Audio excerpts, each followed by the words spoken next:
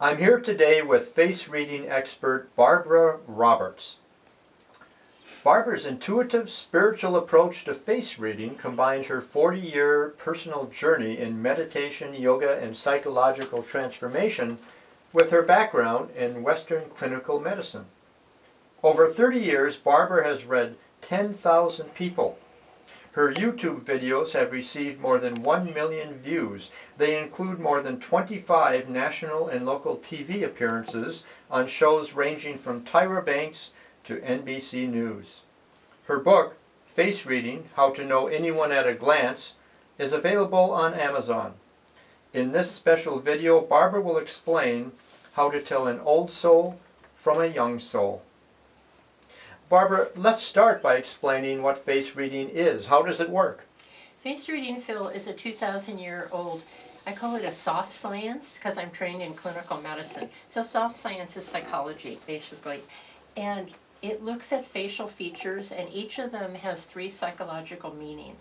So how it works is we're looking at people's faces, their earlobe, their nose, their eye color. So these are the basic features that are stationary.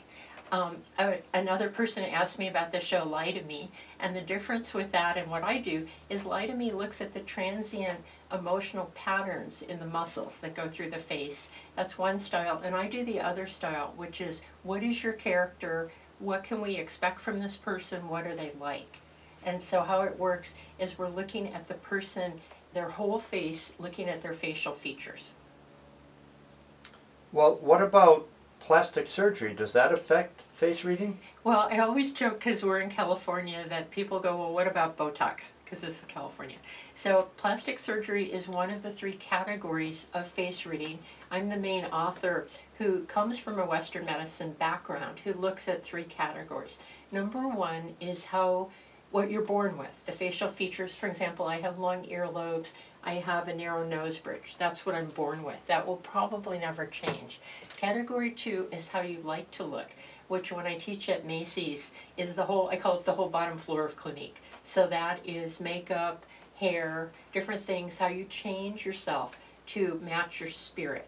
And number 3 of the category includes orthodontia, plastic surgery. Let's say you've had an accident and you have scarring in your face. So there are 3 categories. You read what you see, but you keep in mind that there are 3 parts of the face.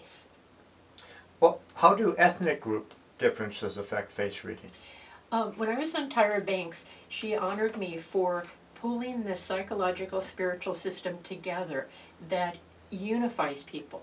The idea is these facial features that I've developed, the hundreds of them that I have on my face charted in my book, are universal for people of all different ethnic background, ages, and genders. Well, I'm very interested in the topic of young soul versus old soul. So how do you tell the difference, and what are the differences? Well, first let me talk about why that's important and why we even want to know about this. So we're looking at soul age. We're talking about the inner development of someone, their level of courage, their level of tolerance of other people, their inner warmth, their emotional, spiritual maturity. So that is the definition of soul age. And why is it important? First of all, it helps us understand people, our coworkers, your husband, your mother-in-law, whoever it is, one of your children. They have different goals in life. A younger soul, and I'll just talk about this briefly and then develop in a few minutes, but a young soul needs a lot of rules and regulations. They do not like a lot of freedom. They just like things to be tighter. They love to play. And an older soul, just quickly here, is interested in inner maturation, psychological development, why people do what they do. So soul age will give us someone's motivation, the level of their growth and maturity. It also just gives us more insight into people. And the bottom line with soul age is, what kind of person do you want to be? And so by doing the inner work that many of us are interested in, meditation, that helps us develop our soul age and become deeper as people. In the younger soul, when we're looking at the radiance in the eyes, because soul age comes through the eyes.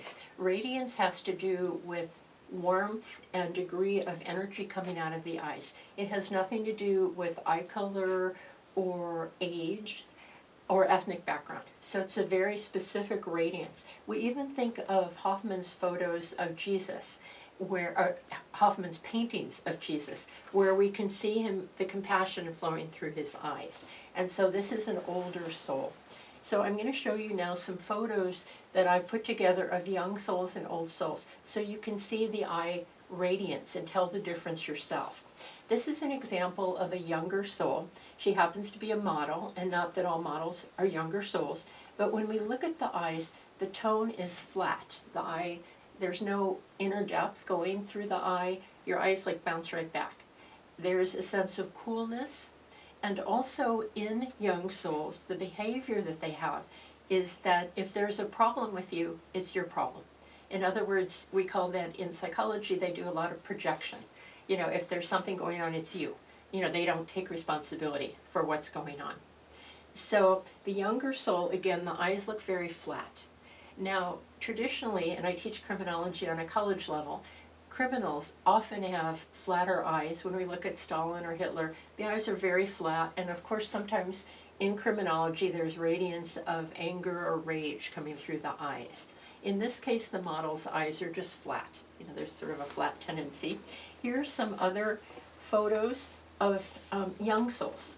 And so even though these photos are black and white, we're looking at the eyes being flat. And when I show you an older soul, you'll understand the difference. So an old soul now, and it's often interesting in, especially in California, we look at people and go, well, are they an old soul? Are you an old soul? So here's what that means. An older soul is someone who is interested in changing themselves.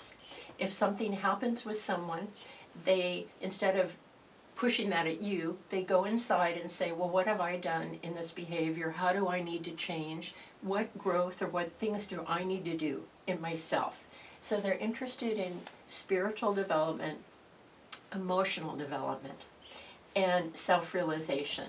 And so this will also show radiance in the eyes. This is an example of Mother Teresa of Calcutta. I had the honor of meeting her in India, and you're in the room with her, and there's tremendous radiance and kindness that you can feel coming through her eyes.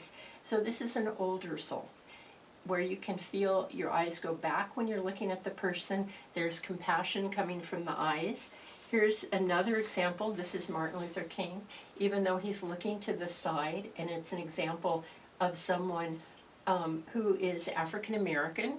You can see the depth of his eyes, the warmth and the compassion. And another example, this is my friend Manfred, and you can see how far you can go into the eyes. There's a lot of inner quality and compassion coming from the eyes. So the next part I want to show you is the difference between young souls and old souls, so that you'll see the comparison when you look at it visually. And also, this is fun, I do a lot of Skype work for people and make sure that they're a match for you. Like one example, when I was on morning television, I've done about 75 TV shows and radio shows, the interviewer said to me, well, how is that for young souls and old souls? Are they really a good match? You know, how does that work? She said, well, is one like a mentor and the other a student? And I said, actually, it doesn't always work. And it's not that an older soul is more arrogant or different. The difference is that what they're interested in is different. The older soul is interested more in inner work, development, meditation, transformation, and the younger soul is interested in the world, in developing their ego, their gifts, their, just who they are as a person. So just a little different orientation and interests are different. So here's an example. These are two presidents. The top one is Clinton, who I consider a younger soul, and the bottom one is past President Obama. And you can see the degree of love, compassion, and warmth in President Obama's eyes, the radiance. This is an older soul. He is an older soul. This is another example of a young actor. At the top, we're looking at the flat component of his eyes, and the bottom is an older soul. We can see the depth of the eyes.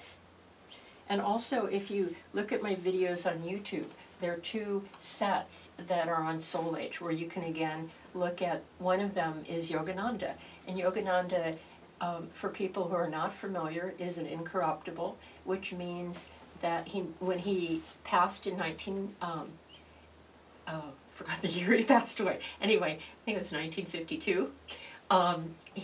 His body never decayed, and so he had tremendous warmth, love, ability to heal people, and many of you are familiar with the movie Awake. So this talks about his life in detail.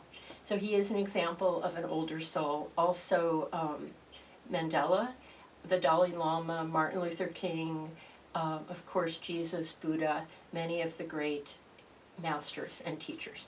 So in the last one is another example, a young soul at the top. This is the dictator of North Korea. The bottom with the older soul age is Oprah.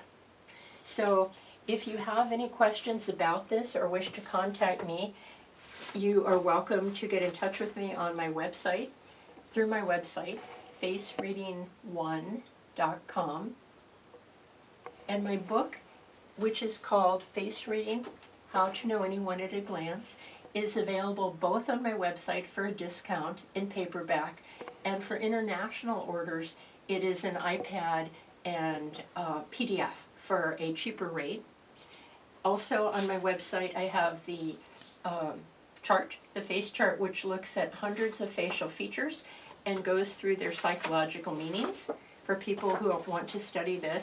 And for my students now, I have 3 photo books where I have photos of specific people, politicians, everything. I call them villains and saints.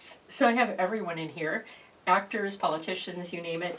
And I look at each face and identify one facial feature that is accurate about the person. So there are 3 of these. This is not featured on my website, but if you contact me at facereading1@AOL, I can give you information about getting these. So I want to thank you for tuning in to Phil's blog, and now I'm going to show you some examples from articles I've done. We've done probably about 12 articles for First for Women, the national magazine, several for Women's World, and I'm going to show you a few of the TV shows and some other examples. So we're going to do that right now. Okay, here are some examples of newspaper articles, national women's magazines. I did about 10 or 12 articles, and these are from First for Women. And what we did is I would format the topic, and then I would pull up actors, actresses, and their faces to illustrate the different facial features, eyes, this one's hairlines. So this is all featured in my book, Face Reading, How to Know Anyone at a Glance. So you can look up your own face and see what your face says.